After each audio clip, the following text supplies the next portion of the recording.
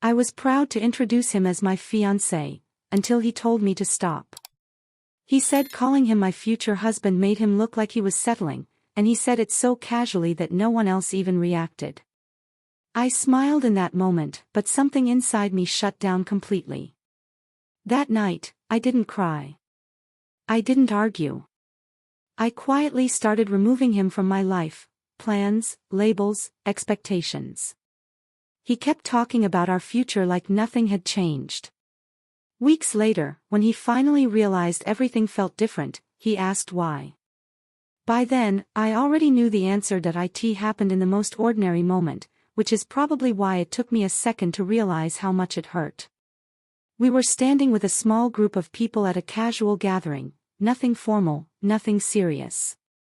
Someone asked how we knew each other, and I smiled and said, "This is my fiancé." I'd said it 100 times before, always with pride. He laughed lightly, like he was correcting a minor mistake. "Can you stop introducing me as your future husband?" he said. Then, without lowering his voice, he added, "It makes me look like I'm settling." A few people chuckled awkwardly, unsure if it was a joke. He smiled, satisfied, like he'd just fixed an image problem. I stood there, frozen, my smile still on my face because I didn't know what else to do. No one rushed to defend me. No one reacted strongly enough to give me permission to react at all. The conversation moved on, but the words didn't. They sat heavy in my chest, replaying themselves over and over. He didn't look at me afterward. He didn't check if I was okay. To him, it was a harmless comment, one quick adjustment to how he wanted to be seen. To me, it felt like being quietly demoted in front of strangers. I laughed when someone else made a joke. I nodded along to a different conversation. On the outside, I looked fine. On the inside, something cracked. Not loudly. Not dramatically. Just enough to change how everything felt. Because jokes don't make you feel small like that. And love doesn't require you to disappear so someone else can feel bigger. I didn't say a word that night, but I knew something important had just been revealed. And once you see something clearly, you can't unsee it. That I tried to tell myself I was overthinking it. People say awkward things sometimes. Maybe he meant it differently. Maybe I was being too sensitive. That's what I told myself on the drive home, replaying his words in my head like I could somehow soften them with enough excuses. But the sentence wouldn't loosen its grip. Settling. It wasn't just a word, it was a verdict. It suggested that loving me was a compromise, that choosing me required him to give something up. And once that idea entered my mind, it started coloring everything I remembered. I thought about how he talked about success, about image, about how things looked from the outside. How often he'd mention what people might think. How easily he brushed off compliments about me but soaked up praise about himself. None of it had seemed alarming before. Now it lined up too neatly to ignore. That night, lying in bed beside him, I noticed how quiet he was. Not distant, comfortable. As if nothing unusual had happened.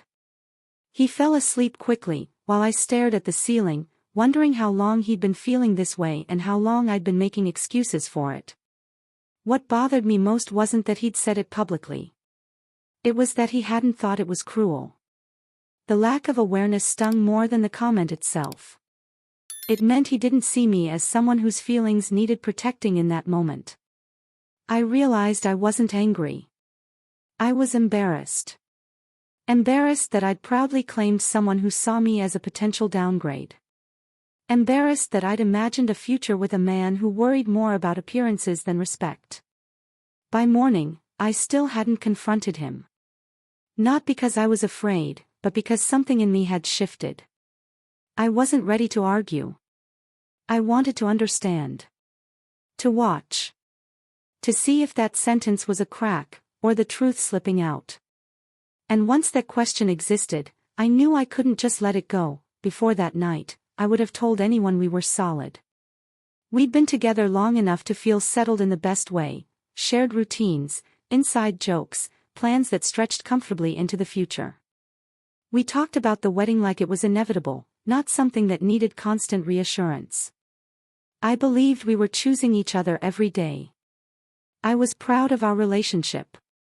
I spoke about him openly, confidently, like you do when you feel secure.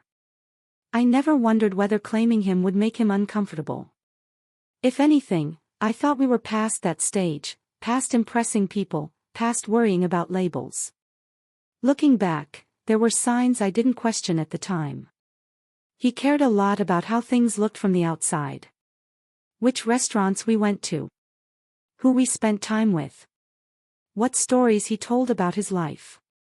I told myself that was ambition, that it meant he had standards. I admired that about him. He also liked to keep things light. When conversations got emotional or uncomfortable, he'd joke his way out of them. I thought it was charm. I thought it meant he didn't like conflict. I didn't realize it also meant he avoided accountability. I had adjusted without noticing. I softened parts of myself. I didn't bring up certain topics at gatherings. I laughed at jokes that made me pause for half a second too long.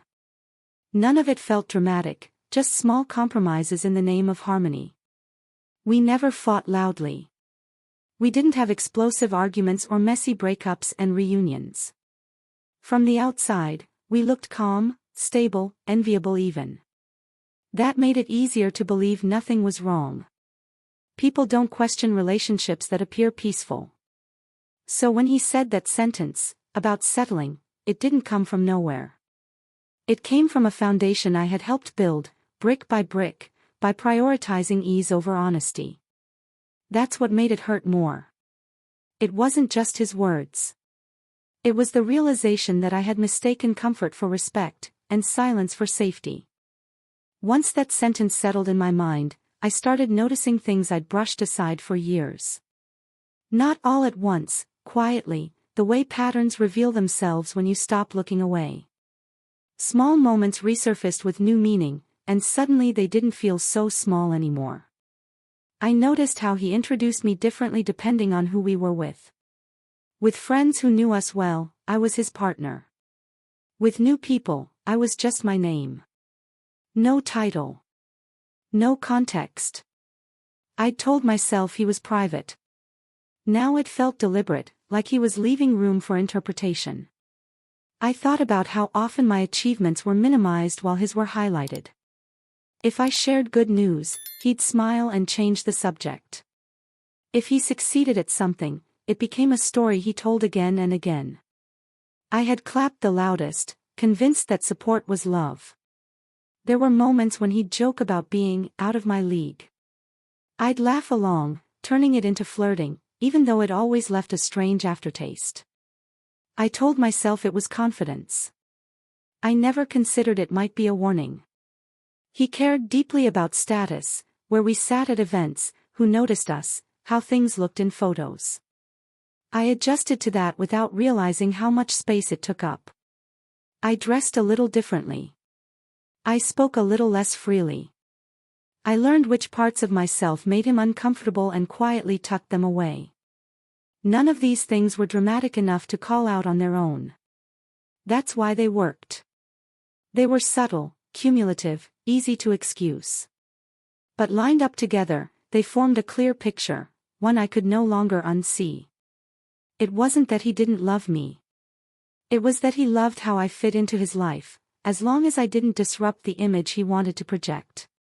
And once I understood that, I knew the comment hadn't slipped out by accident. It was the truth, said casually, because he thought it was safe to say it out loud that I didn't confront him right away. I didn't pull him aside or ask what he meant. Instead, I smiled. It was the same polite smile I'd perfected over the years, the one that kept things smooth, the one that didn't invite questions. He seemed relieved by it, like my reaction confirmed he hadn't crossed a line. The rest of the evening went on as if nothing had happened. We talked to people. We laughed at the right moments. He rested his hand lightly on my back, familiar and casual. Anyone watching us would have seen a couple completely at ease. But inside, something had shifted. Not with anger, but with clarity. I felt myself step back emotionally, just a few inches, like I was observing rather than participating. I listened more than I spoke. I watched how he interacted with others, how easily he slipped into that confident, curated version of himself. On the drive home, he chatted about future plans, events coming up, people we needed to see, things that would look good for us. I responded automatically, but the words felt distant, like they belonged to someone else. I wasn't arguing anymore. I was processing. That night, as he fell asleep, I lay awake replaying the evening in my mind. The smile I'd given him felt heavy now, like a promise I hadn't meant to make. I realized how often I'd used silence to keep the peace, and how rarely that peace included me. It wasn't a dramatic turning point. There were no ultimatums, no tears soaking the pillow. Just a quiet understanding that something fundamental had changed. I no longer felt secure enough to ignore the discomfort. That smile wasn't forgiveness. It was distance. And once distance enters a relationship, it starts asking questions that can't be laughed away. After he fell asleep, I stayed awake, staring at the ceiling, listening to the steady rhythm of his breathing. The room felt different, like something invisible had shifted its weight. I wasn't angry enough to storm out, and I wasn't heartbroken enough to cry. I was calm in a way that surprised me. I reached for my phone and opened my calendar. Small things first. I removed his name from a few upcoming events, nothing dramatic, just places where I'd automatically listed us as a pair. It felt strange, like erasing pencil marks that had been there for years. But it also felt intentional.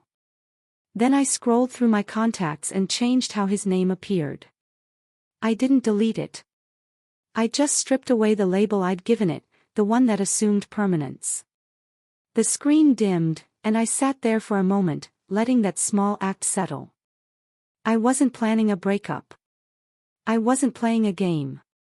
I was creating space to think clearly, without the pressure of promises and expectations pressing down on me. For the first time in a long while, I wasn't trying to protect his feelings while sorting through my own. The quiet made room for honesty. I asked myself questions I'd avoided, about respect, about how I wanted to feel in my own relationship, about whether love should ever require shrinking. The answers didn't come all at once, but they came without fear. When I finally lay down and closed my eyes, I felt lighter. Not relieved, exactly, but grounded. Whatever came next, I knew I wouldn't rush to smooth things over.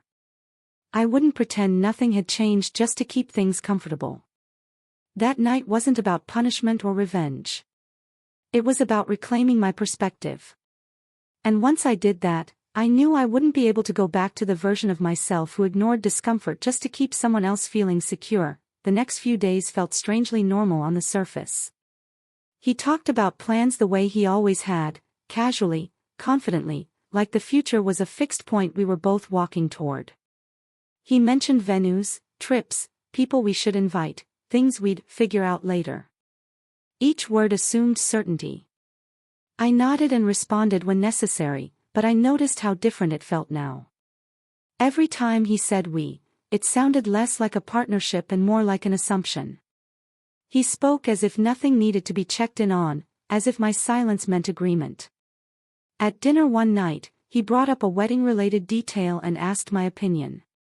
I gave a neutral answer, careful not to reveal how detached I felt. He didn't notice. He was already talking again, already moving on to the next idea. My reactions had never been the focus, only my availability. I started paying attention to how often that happened. How quickly conversations returned to him. How rarely he paused long enough to actually hear me. It wasn't cruel. It was unconscious. And somehow, that made it worse. There was a moment when he laughed and said, "We're in a good place right now." I looked at him and realized he genuinely believed that. From his perspective, nothing had shifted. the structure still benefited him, so why would it feel unstable? I didn't correct him. I didn't challenge the statement. I simply observed how comfortable he was inside a version of our future that required no self-reflection. He wasn't worried about losing me. He assumed I'd stay, adapt, and continue smoothing the edges. That assumption settled heavily in my chest. It made his earlier comment make sense. You don't worry about settling when you believe the other person won't leave. By the end of the week, I understood something important. The issue wasn't just what he'd said. It was that he felt safe enough to say it, and confident enough to believe it wouldn't change anything. A few nights later, we met up with some of his friends, people I didn't know well, people whose opinions seemed to matter to him more than he admitted. I watched him closely as we walked in, curious in a way I hadn't been before. I wanted to see what he would say when the moment came. Someone asked how we knew each other. He smiled easily and said my name, then launched into a story about work, about a trip we'd taken, about himself. I waited for the part where he'd introduce me fully. It never came. No mention of engagement. No hint of commitment. Just enough information to keep things vague. I felt a familiar urge to fill in the gap, to clarify things for him. The old version of me would have done it without thinking. This time, I stayed quiet. I let the silence stretch. He didn't seem uncomfortable at all. As the night went on, I noticed how differently he spoke about me compared to others. He praised his friends openly, highlighted their accomplishments, made sure everyone knew who they were. With me, he kept things light and minimal, like depth might complicate the picture. At one point, someone teased him about settling down. He laughed it off and said, "We'll see." The words were casual, but they landed hard. He glanced at me briefly, checking my reaction, then looked away when I didn't respond. No one else noticed. That was the strange part. From the outside, everything looked fine. But standing there, listening to him erase our future in small, socially acceptable ways, I felt something solidify inside me. It wasn't hurt anymore. It was certainty. He wasn't unsure. He was careful. Careful about how much of me he claimed, careful about how permanent he allowed us to appear. When we left, he squeezed my hand like nothing had happened. I squeezed back, just as gently. But I knew then that I wouldn't correct the story anymore. If he didn't want to look like he was settling, I wasn't going to keep making him look chosen. After that night, something subtle but final settled into place. I stopped stepping in to clarify. I stopped adding context. When he spoke vaguely about us, I let the vagueness stand. It wasn't passive aggression. It was acceptance of what he was showing me. At first, it felt uncomfortable. Silence always does when you're used to smoothing things over. There were moments when someone would look at me expectantly, waiting for confirmation or correction, and I'd simply smile and change the subject. Each time, I felt a small release of pressure I hadn't realized I'd been carrying. He didn't notice right away. Why would he? The absence of correction didn't disrupt his narrative. If anything, it made things easier. He continued moving through conversations unchallenged, confident in the image he was presenting. I began to understand how much labor I'd been doing behind the scenes. How often I'd protected his reputation, our relationship, the idea of us. Letting go of that role felt strange, like setting down something heavy I'd forgotten I was holding. There was a quiet power in not explaining.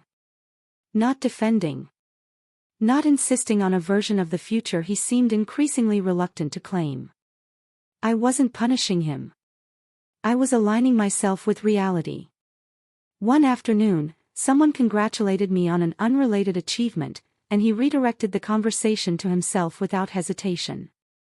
I watched it happen, detached, as if I were seeing the pattern for the first time. Maybe I was. That's when I realized something important. If I had to constantly assert my place in his life, then that place was never secure to begin with. Love doesn't require constant clarification. Commitment doesn't need to be protected from casual comments. By the time I got home that day, I felt oddly calm. I wasn't waiting for him to change. I wasn't hoping he'd suddenly choose his words more carefully. I had already made my choice. And it started with something simple, letting his silence speak for itself, and finally listening to what it was saying. The moment everything crystallized happened at a small event I almost didn't attend. It wasn't dramatic or tense, just a dinner with people he wanted to impress. The kind of setting where appearances mattered more than honesty. I watched him the entire evening, not with suspicion, but with clarity. He was attentive, charming, effortless. He spoke confidently about his work, his plans, his future. When people asked questions that should have included me, he answered them alone. Not deliberately excluding me, just naturally leaving me out, as if I wasn't part of the equation. At one point, someone asked where he saw himself in a few years. He smiled and gave a polished response about growth, opportunity, and flexibility. No mention of partnership. No shared vision. I sat beside him, nodding, invisible and strangely calm. I noticed how easily he accepted admiration, how comfortable he was being perceived as unattached to anything that might weigh him down. It wasn't that he was hiding me. He was editing me out. Later, when seating was rearranged, he didn't look for me. He took the open spot next to someone influential without hesitation. I watched him settle in, fully engaged, unconcerned with where I'd landed. That was the moment something inside me clicked into place. I wasn't angry. I wasn't even hurt. I was certain. This wasn't confusion or fear on his part. It was preference. He wanted the benefits of commitment without the visibility of it. As the evening wound down, he reached for my hand like everything was fine. I let him. But the connection felt symbolic now, not grounding. A habit, not a bond. That night, I understood something clearly. He didn't feel like he was settling because, in his mind, he hadn't settled yet. And I finally accepted that I wouldn't wait around to be chosen by someone who needed to keep his options open. The shift didn't register for him right away. It never does when someone is used to things working quietly in their favor. But eventually, something felt off, and I could see it in the way his eyes scanned a room before settling. He was looking for reassurance without realizing it. At another gathering, seating was arranged ahead of time. Name cards placed carefully, conversations already forming. He glanced at the table, then at me, then back at the table again. His name wasn't next to mine. It wasn't across from me either. We weren't paired at all. For the first time, he hesitated. Just a beat too long. He looked around, confused, like a line had been skipped in a script he thought he knew by heart. I met his eyes briefly and smiled, not to comfort him, not to explain. Just a polite acknowledgement. He sat where his card told him to sit. I did the same. The distance between us wasn't dramatic, but it was noticeable. Conversations flowed easily without us filling in each other's gaps. I spoke freely. He did too. We existed separately, and the room adjusted without effort. I could tell he was distracted. He checked his phone more than usual. He leaned back in his chair and glanced around, trying to read the room. The confidence he carried so easily before now had an edge to it, subtle, unsettled. When someone referred to me without referencing him, his head snapped up. It was quick, but I saw it. The realization was starting to form, not as fear yet, but as confusion. Something had changed, and he hadn't authorized it. Afterward, in the car, he asked if everything was okay. His voice was casual, but his eyes searched my face. I told him yes. And for the first time, it was true, in a way he didn't expect. Because what he was noticing wasn't distance created by anger. It was the absence of assumption. I wasn't positioning myself beside him anymore. I wasn't reinforcing the story. And once that story stopped being reinforced, it began to unravel, quietly, but unmistakably. He finally asked a few days later, in the quiet space between routines. There was no anger in his voice, no accusation. Just confusion, thinly disguised as curiosity. "Are we okay?" he said, like the question itself surprised him. I didn't answer right away. Not because I was trying to punish him, but because I wanted to choose my words carefully. This wasn't a fight I needed to win. It was a truth I needed to state. I told him I'd noticed how he spoke about us. How careful he was with labels. How often he edited me out of his future when other people were listening. I reminded him, calmly, of what he'd said that night. About settling. He frowned, immediately defensive. He said I'd misunderstood. That it was just a joke. That I was reading too much into it. I let him finish. I didn't interrupt. I didn't raise my voice. Then I said something he clearly wasn't prepared for. I told him the problem wasn't the comment itself. It was that it matched his behavior too well to ignore. That words don't hurt unless they confirm something you already feel. The room went quiet. He opened his mouth, then closed it again. I could see him searching for the right explanation, the one that would smooth things over without requiring change. I told him I wasn't angry. I wasn't even asking for reassurance. I just needed honesty. Did he see me as a partner, or as a choice he hadn't fully committed to yet? He didn't answer immediately. And that pause said more than anything he could have said out loud. When he finally spoke, his response was careful, vague, unfinished. And in that moment, I understood why this conversation had been delayed for so long. He wasn't afraid of losing me. He was afraid of being fully seen, and expected to rise to it. He apologized the way people do when they sense they're losing control of the situation. Carefully. Slowly. With just enough emotion to sound sincere, but not enough to require real change. He said he hadn't meant it the way it came out. That he'd been stressed. That he never wanted to hurt me. I listened without interrupting. A few weeks earlier, I might have accepted it immediately, grateful for any reassurance. Now, I noticed what was missing. He apologized for the impact, not the belief. He was sorry I felt that way, not sorry he'd felt that way at all. I asked him a simple question. Why had he said it so easily? Why hadn't it occurred to him that introducing himself as my future husband shouldn't feel like a downgrade? He didn't answer directly. He talked around it, choosing safer words, softer explanations. That's when I realized the apology wasn't meant to repair anything. It was meant to restore the balance, to put things back the way they were, where I smoothed things over and he stayed comfortable. It wasn't growth. It was maintenance. I told him I didn't need him to convince me of anything anymore. That I'd already adjusted my expectations based on what he'd shown me. He looked startled by that, like he'd assumed reassurance would reset everything. He asked if I was ending things. I told him the truth, that I was no longer willing to stay in a relationship where my value depended on how it reflected on him. That answer seemed to land harder than anger ever could. The silence that followed wasn't dramatic. It was heavy. Final. He was realizing that timing mattered, and that some apologies arrive after trust has already moved on. I didn't leave that night. But something had already ended. Not because he spoke poorly, but because when it mattered, he'd revealed how he truly saw me, and no apology could rewrite that. For a while, I sat with the weight of it all. The history.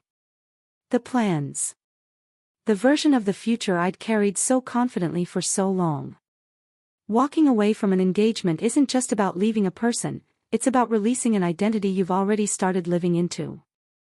There were moments when doubt crept in. When I wondered if I was being too rigid, too proud, too quick to draw a line. A ring has a way of making people question their instincts. It carries promises, expectations, and the quiet pressure to endure discomfort for the sake of longevity. But every time I imagined staying, I felt myself shrinking. I pictured a life where I'd constantly translate myself into something more presentable. Where I'd continue to make myself smaller so he could feel bigger. And I knew that wasn't love.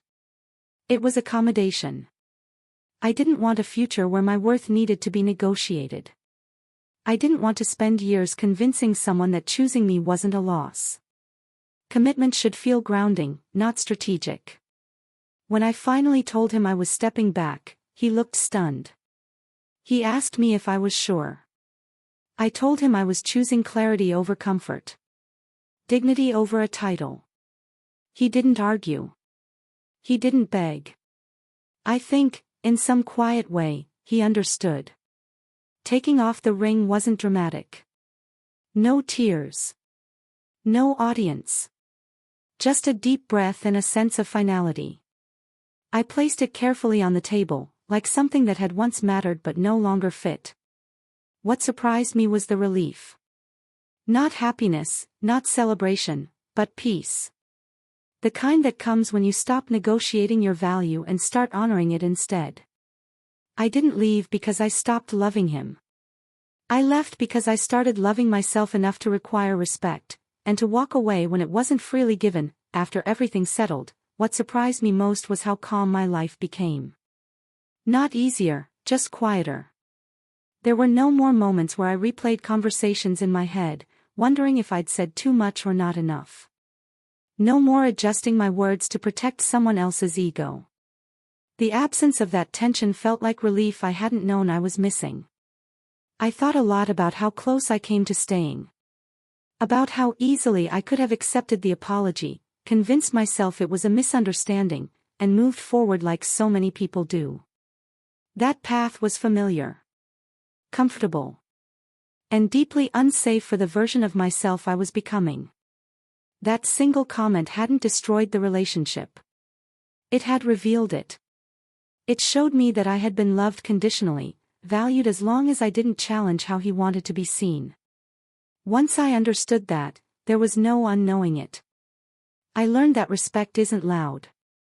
It doesn't need defending or explanation. It shows up naturally, especially when other people are watching. And if someone feels embarrassed to claim you publicly, they aren't protecting their image, they're protecting their options. Walking away didn't mean I failed at love. It meant I stopped negotiating my worth. I chose not to stay where I had to earn the right to be proudly chosen. That decision reshaped how I see relationships now.